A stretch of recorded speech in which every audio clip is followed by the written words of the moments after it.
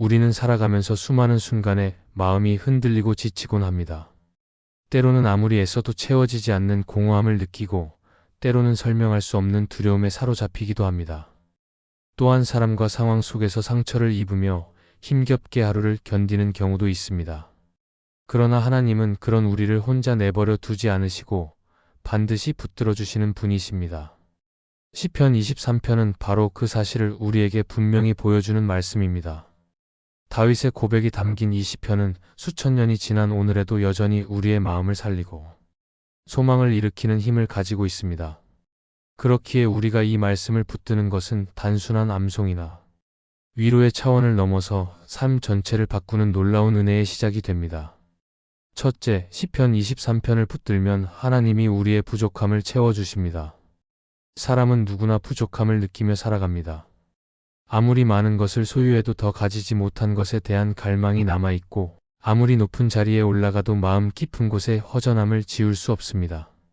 세상은 끊임없이 채우라고 말하지만 그 방법은 끝내 우리를 만족하게 하지 못합니다. 오히려 더 큰 공허와 불안을 남기기도 합니다. 그러나 시편 23편은 전혀 다른 고백을 들려줍니다.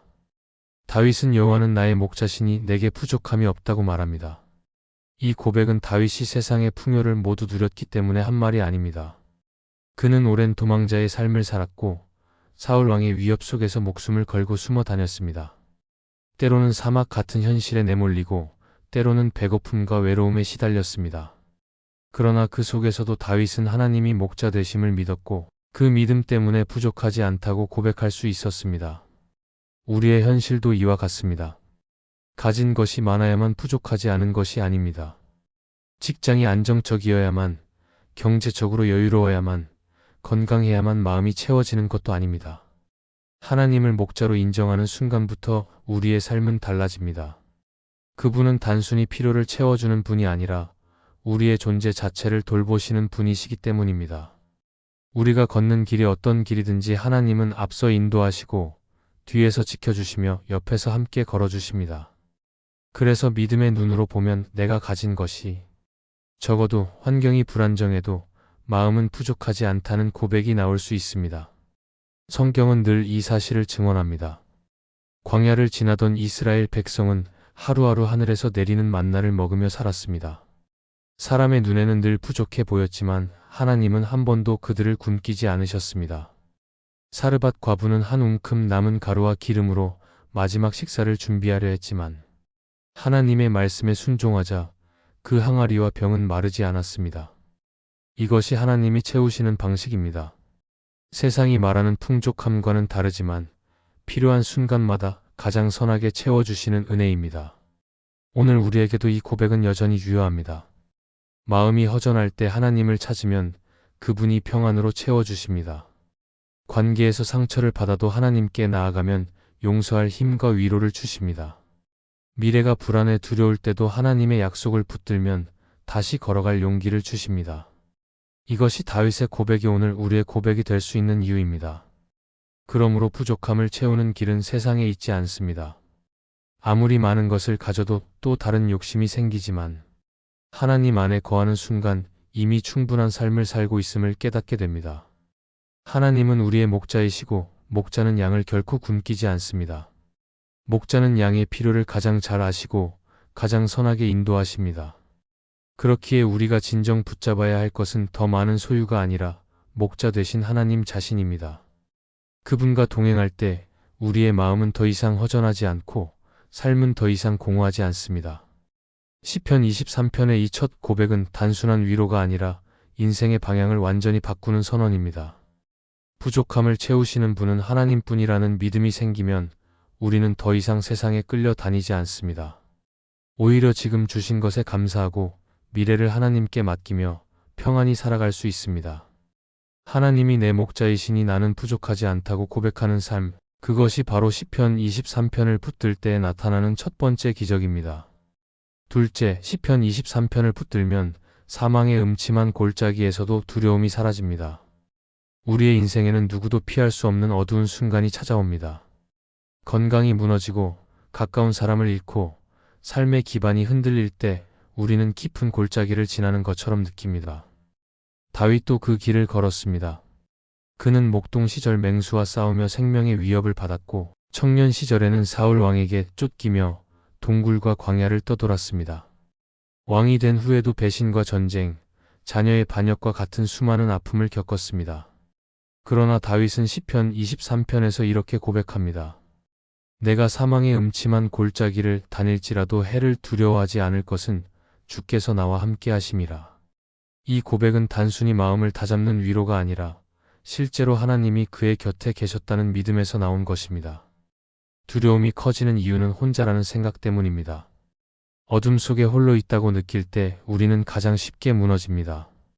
그러나 하나님은 우리를 결코 홀로 두지 않으십니다. 다윗은 죽음이 눈앞에 있어도 하나님이 함께 계시기에 해를 두려워하지 않는다고 말했습니다. 여기서 중요한 것은 골짜기를 피하게 해달라는 기도가 아니라 그 골짜기를 함께 걸어주시는 하나님을 붙드는 믿음입니다. 하나님이 계신 곳에서는 어둠도 빛으로 바뀌고 사망의 그림자조차 생명을 빼앗을 수 없습니다. 성경은 이 사실을 곳곳에서 증언합니다.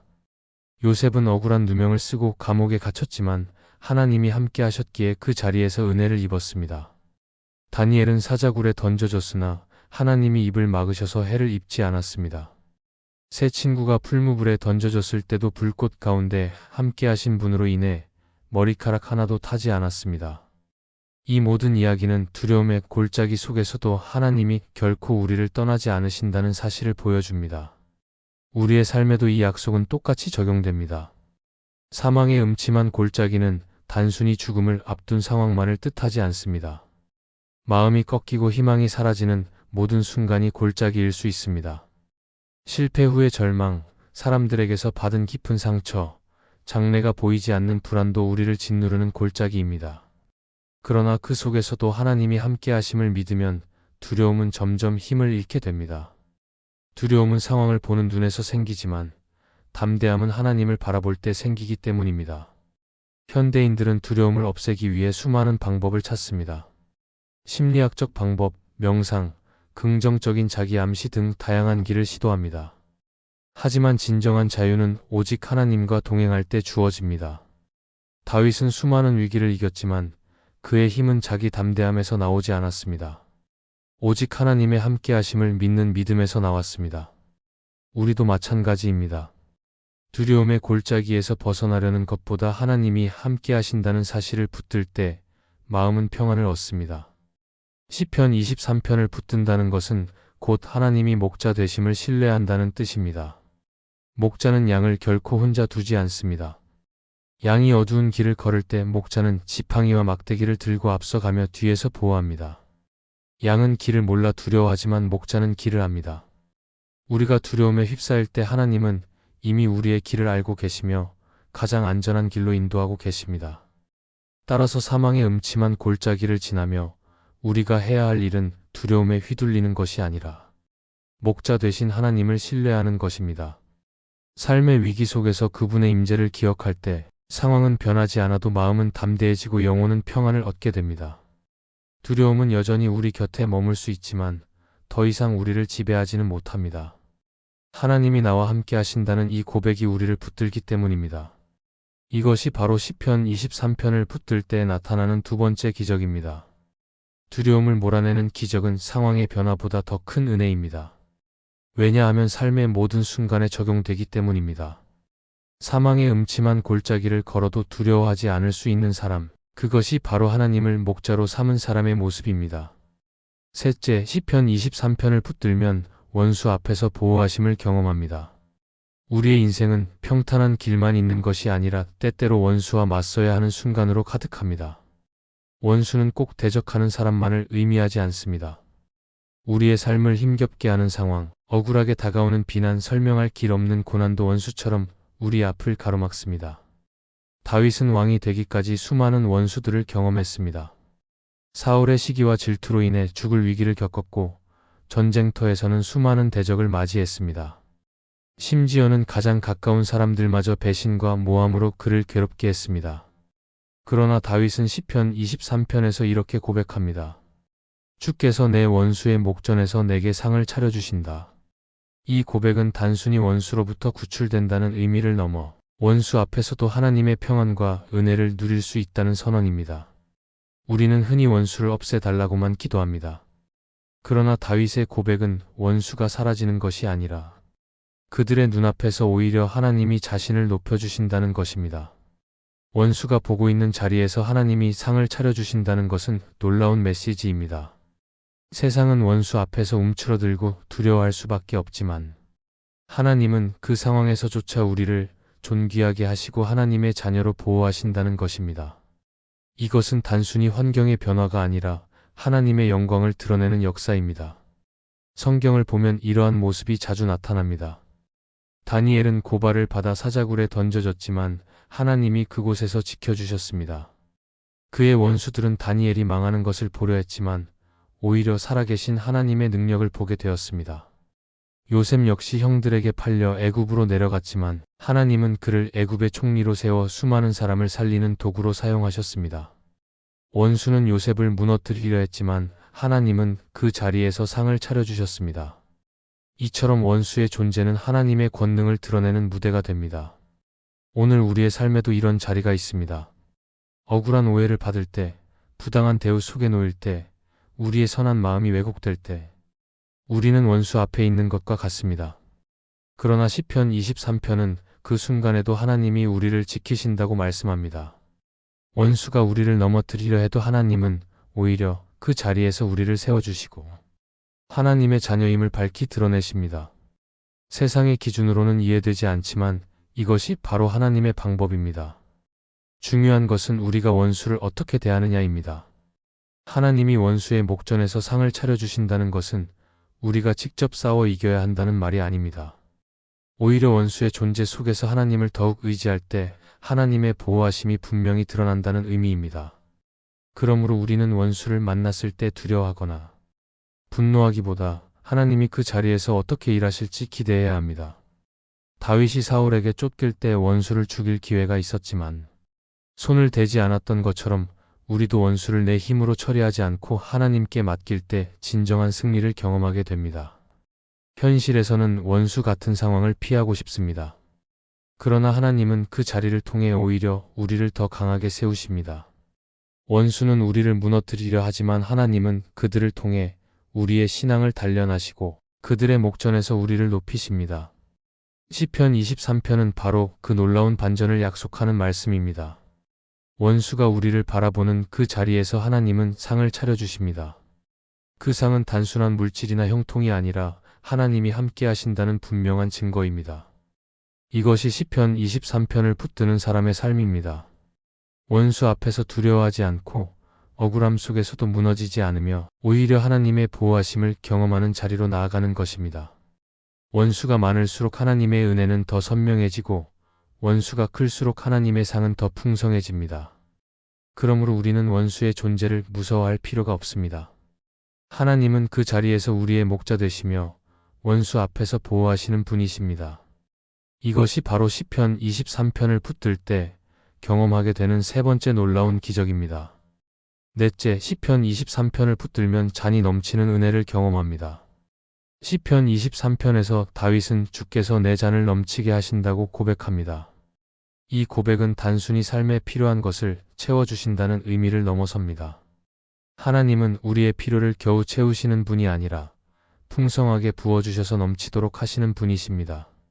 하나님이 채우실 때는 항상 여유가 있고 넉넉함이 따릅니다. 다윗의 삶을 돌아보면 그는 많은 결핍과 위기를 겪었지만 결국에는 늘 넘치는 은혜를 경험했습니다. 광야에서 쫓기던 시절에도 하나님은 다윗을 지켜주셨고 왕이 된 후에도 수많은 대적 속에서 하나님의 은혜로 나라를 다스릴 수 있었습니다. 다윗의 잔은 늘 하나님이 채우시는 은혜로 가득했던 것입니다. 우리 역시 일상 속에서 부족함을 느낄 때가 많습니다. 경제적인 어려움, 관계의 갈등, 마음의 상처가 잔을 비워가는 것처럼 느껴질 때가 있습니다. 그러나 시편 23편을 붙들면 하나님이 우리의 잔을 다시 채우시고 넘치게 하신다는 확신을 얻습니다. 하나님이 주시는 은혜는 우리가 계산할 수 있는 양을 넘어섭니다. 사람은 늘 제한 속에서 주지만 하나님은 무한하신 풍성함으로 주십니다. 때로는 상황이 바뀌지 않았는데도 우리의 마음이 가득 차는 경험을 하기도 합니다. 그것이 바로 잔이 넘치는 은혜입니다. 눈앞의 문제는 여전하지만 마음은 평안하고 힘든 현실은 그대로지만 소망이 가득해지는 것이 하나님의 은혜입니다. 성경의 많은 인물들도 이러한 은혜를 경험했습니다. 사도 바울은 감옥에 갇혀 있으면서도 찬송을 드렸습니다. 그의 상황은 절망적이었지만 마음의 잔은 은혜로 가득 차 있었습니다. 바울은 내가 약할 그때에 강하다 고백했는데 이는 세상의 조건과 달리 하나님의 은혜가 충만했기 때문입니다. 하나님의 은혜가 채워지면 상황에 지배당하지 않습니다. 오히려 어떤 상황 속에서도 감당할 힘과 감사가 솟아납니다. 팀 켈러는 그의 책 기도에서 이렇게 말합니다.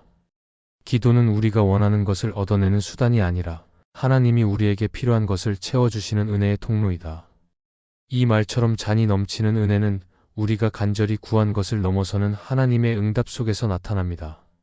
우리는 종종 원하는 것이 이루어질 때 은혜라고 생각하지만 하나님은 때로는 우리의 기도를 다른 방식으로 응답하시며 더 큰 은혜를 부어주십니다. 우리가 원하는 것을 얻지 못했는데도 마음이 채워지고 눈물이 기쁨으로 바뀌며 절망이 소망으로 변하는 것이 바로 넘치는 은혜입니다. 오늘 우리의 삶에도 하나님은 여전히 이런 은혜를 약속하십니다. 우리가 빈잔을 들고 나아가기만 하면 하나님은 그것을 채우시고 넘치도록 부어주십니다. 문제는 우리의 잔이 아니라 우리의 태도에 있습니다. 빈잔을 하나님께 내어드리면 하나님은 그 잔을 다루십니다. 그러나 우리가 잔을 붙잡고 내려놓지 않으면 은혜는 흘러들어오지 못합니다. 그러므로 우리의 마음을 겸손히 열고 하나님께 나아갈 때 잔이 넘치는 은혜가 임합니다. 시편 23편을 붙드는 사람은 항상 이 은혜를 경험합니다. 눈앞에 부족함이 있어도 마음은 넉넉하고 현실은 힘들어도 소망은 끊어지지 않습니다. 세상은 상황이 좋아져야 기뻐하지만 하나님 안에 있는 사람은 상황이 변하지 않아도 기뻐할 수 있습니다. 잔이 넘치는 은혜는 외부 조건이 아니라 하나님이 주시는 내적 충만함에서 오는 것이기 때문입니다. 그러므로 우리는 오늘도 빈잔을 하나님께 내어드려야 합니다. 우리의 약함과 부족함을 인정하고 하나님께 맡길 때 하나님은 우리의 잔을 가득 채우실 뿐 아니라 넘치게 하실 것입니다. 그리고 그 넘치는 은혜는 나만을 위한 것이 아니라 이웃과 공동체로 흘러가게 될 것입니다. 시편 23편을 붙드는 사람은 언제나 이 은혜 속에서 살아가며 세상이 알 수 없는 기쁨과 평안을 누리게 됩니다. 이것이 잔이 넘치는 은혜를 약속하신 하나님의 신실한 손길입니다. 우리가 시편 23편을 붙든다는 것은 단순히 위로의 말씀을 읊조리는 것이 아니라 살아계신 하나님의 실제적인 손길을 경험하는 길에 서는 것입니다. 이 말씀은 우리의 마음을 지탱해주는 힘이 되고 흔들리는 삶의 자리에서 길을 안내하는 등불이 됩니다. 부족함을 채우시는 하나님, 두려움 속에서 함께 하시는 하나님, 원수 앞에서도 지켜주시는 하나님, 그리고 잔을 넘치게 하시는 하나님은 오늘도 여전히 우리와 함께 계십니다. 그러므로 어떤 상황에 있든지 낙심하지 말고 이 말씀을 굳게 붙들어야 합니다. 시편 23편은 우리를 끝까지 인도하시는 하나님의 약속이며 이 약속을 붙들 때 삶의 모든 자리에서 기적 같은 은혜를 누리게 될 것입니다. 이 말씀이 마음의 은혜가 되셨다면 좋아요와 구독으로 함께 해주세요. 그리고 댓글에 아멘이라고 남겨주시면 하나님의 은혜가 더 많은 사람들에게 전해질 것입니다. 여러분의 삶 위에 하나님의 은혜가 언제나 함께 하시기를 바랍니다. 감사합니다.